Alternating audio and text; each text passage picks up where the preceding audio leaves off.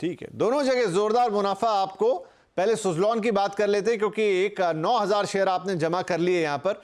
19 रुपए के एवरेजिंग रही होगी आपकी कॉस्ट, और आज तो आपको काफ़ी फायदा है। बहुत आगे तो नहीं बढ़ा, 68 रुपए पर है, लेकिन आपकी खरीदारी से ये काफ़ी ऊपर है, तो बढ़िया।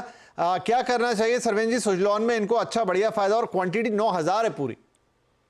जी नहीं, देखिए पुराना लेगेसी स्टॉक रहा है, बहुत डालिक रहा है नीचे में। पेनी स्टॉक्स में लोगों को बहुत चाम रहता है।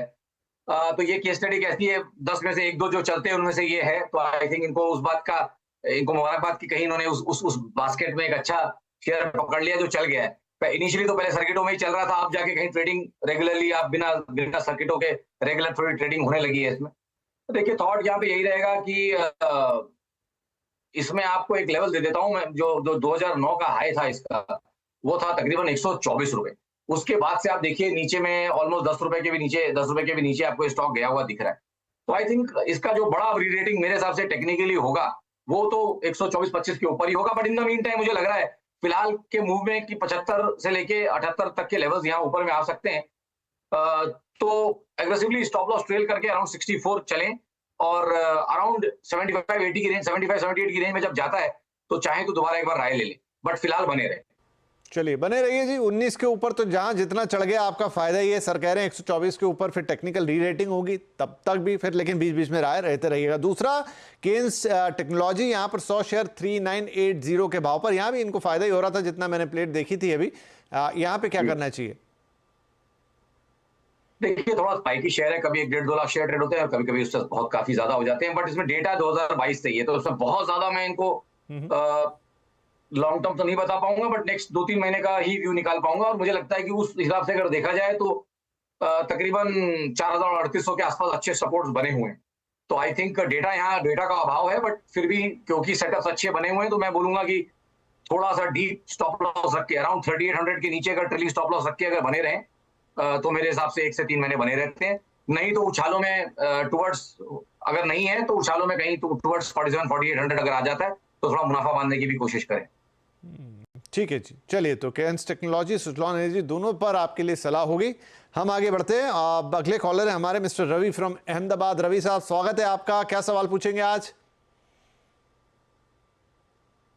हेलो रवि जी, आवाज आ रही है सर?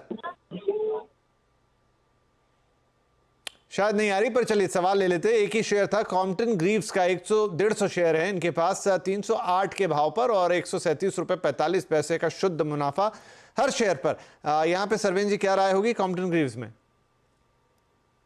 देखिए स्पेस में ये अच्छा चला है और काफी चला है। देखिए ये मेरे ख्याल से स्ट्रेट में भी थोड़ा लेट आए हैं, क्योंकि ऑलरेडी 250 वाला चल चुका था पीछे से। तो 250 वाला तकरीबन डबल होने आया है मेरे हिसाब से, और जहां तक मुझे दिख रहा है थोड़ा सा मोमेंटम साथ छोड़ रहा है। तो मेरे हिसाब से इसमें इनके पास 2 ऑप्शन है, टुवर्ड्स 470-480 अगर जाता है वहां थोड़ा मुनाफा बांधे मेरे हिसाब से। But in the mean time चाहें तो स्टॉप लॉस भी जरूर मेंटेन करके चलें, और मुझे लगता है इनको तकरीबन 424 रुपए के नीचे स्टॉप लॉस भी यहाँ मेंटेन करना चाहिए ट्रेलिंग, और उसके बाद टुवर्ड्स 470-480 थोड़ा मुनाफा बांधने की कोशिश करें।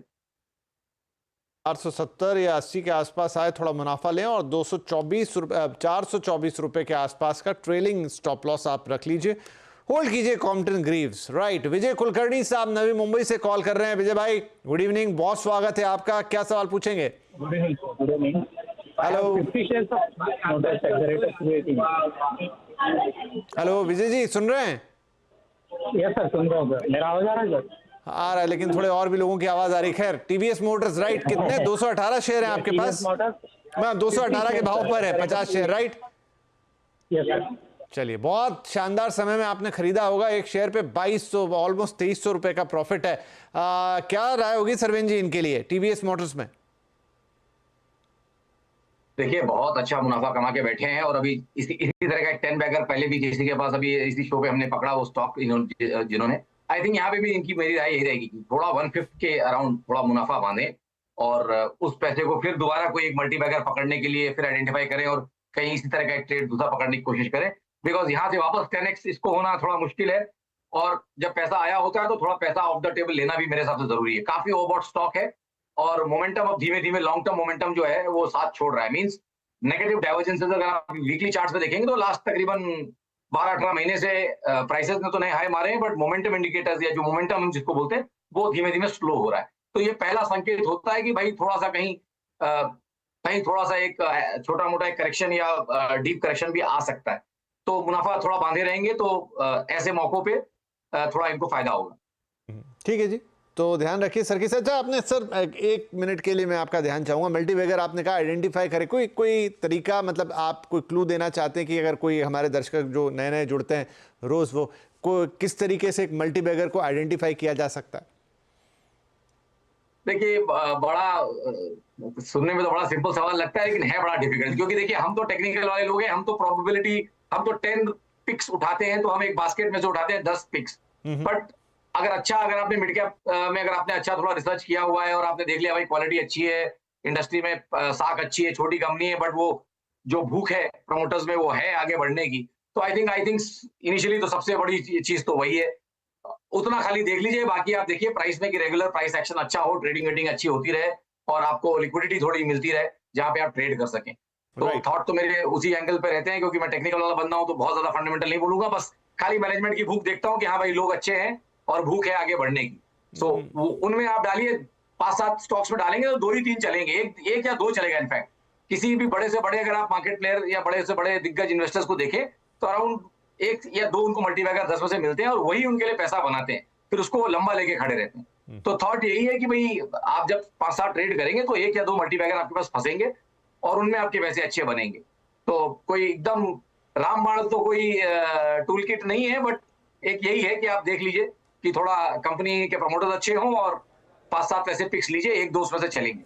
राइट, तो ये थोड़ा धैर्य वाला काम है, मछली पकड़ने जैसा लगा मुझे कि आप कोशिश करते रहिए, 1-2 बार तो जाल में बड़ी मछली आएगी और फिर उनको लॉन्ग लास्ट रखिए अपने पास संभाल के इन मल्टीबैगर्स को, ताकि वो आपको मुनाफा देता रहे। यही $1 मिलियन सलाह आपसे चाहिए थी, तो आपने बड़े अच्छे तरीके से संक्षिप्त में बता दिया कि 1-2 कौन सी वो बातें हैं जिनको आप थोड़ा ध्यान रखेंगे। बाकी आवाज़ पे सुनते रहिए, सरवेन जी आते रहते हैं और आपको बताते रहते ही हैं, और भी ढेर सारे एक्सपर्ट्स आते हैं जो अच्छी बातें यहाँ आपसे बोलते हैं। राइट, अगले कॉलर हमारे पवन साहब हैं, जयपुर से कॉल कर रहे हैं। पवन जी बहुत स्वागत है आपका, क्या क्या शेयर्स ले रखे हैं आपने? सर मेरे पास है ना, भूल गए आप आपके शेयर? MTNL है 75 शेयर, 75 नहीं जी, 100 शेयर है 75 के भाव पे। राइट, और एक नायका है 24 शेयर 180 के भाव पे। भूलना नहीं ऐसे अपने शेयर कितने क्या लिए हैं। राइट, तो चलिए बढ़िया है, नायका में भी फायदा और MTNL को भी देख लेते हैं कितना फायदा हो रहा है। 75 के भाव पे आपके पास हैं, तो यहाँ पे भी आपको 12 रुपए का प्रॉफिट है, अच्छी बात है। क्या करना चाहिए सरवेन जी, MTNL नायका दोनों में थोड़ा प्रॉफिट है इनको? देखिए MTNL तो सब लोग उम्मीदों पे ही खेल रहे हैं, क्योंकि कंपनी तो पैसा बना नहीं रही है, बट सब लोग उम्मीदों पे खेल रहे हैं कि कुछ हो जाएगा। आई थिंक पूरी टेलीकॉम स्पेस में क्योंकि चमक है और उसके लिए आई थिंक ये भी चल रहा है। तो यहाँ पे आप प्योरली आप देख रहे हैं कि पहले तो निचली खाली सर्किटों में चला और जब चला है तो बस भागते ही जा रहा है वन साइड। तो थॉट यही रहेगा कि भाई ऐसी चीजों में थोड़ा अलर्ट रहना बहुत जरूरी है मेरे हिसाब से, और उम्मीदें अगर खरी उतरी तो यस पैसे बनते हैं, नहीं उतरी तो जितनी स्पीड से चला है उतनी स्पीड से नीचे भी आ जाएगा। सो थॉट यही है कि फिलहाल मुझे लगता है कि जो करंट सेटअप में चला है यहाँ पे 67 और 70 के रेंज में थोड़े अच्छे ठीक ठाक पिछले स्विंग हाइज भी हैं और सपोर्ट्स भी हैं। तो आई थिंक 68 to 70 के लेवल्स पे ध्यान रखें, उसके नीचे जब तक नहीं जाता तब तक आई थिंक ट्रेड में बने रहें, कोई प्रॉब्लम नहीं होनी चाहिए।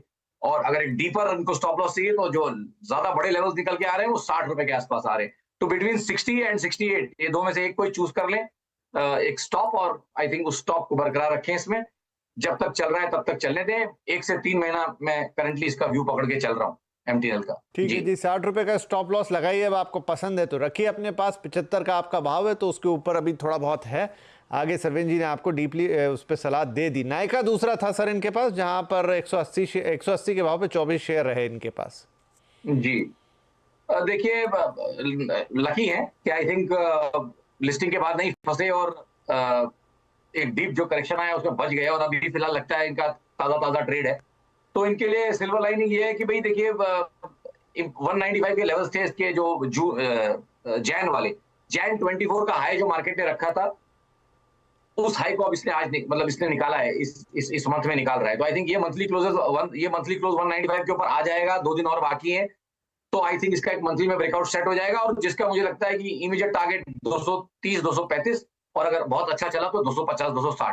तो आई थिंक ये दो दायरों को लेकर दिमाग में चले, और मेरे हिसाब से 194 के बंद का 2 दिन इंतजार करें, वो आ जाए तो आई थिंक थोड़ा रिलैक्स हो जाए कि हाँ भाई अब बॉटम इज इन प्लेस, और यहाँ से 235, और फिर जैसे मैंने बोला 250 260 के स्तर भी यहाँ पे आएंगे। 3 से 6 महीने लगेंगे, बट आई थिंक इस ब्रेकआउट में वो टारगेट्स लग रहा है कि मैच्योर हो जाएंगे। तो आपने जितनी इनकी खरीदारी है उतने का स्टॉप लॉस लगा लें 180 का, या कुछ और?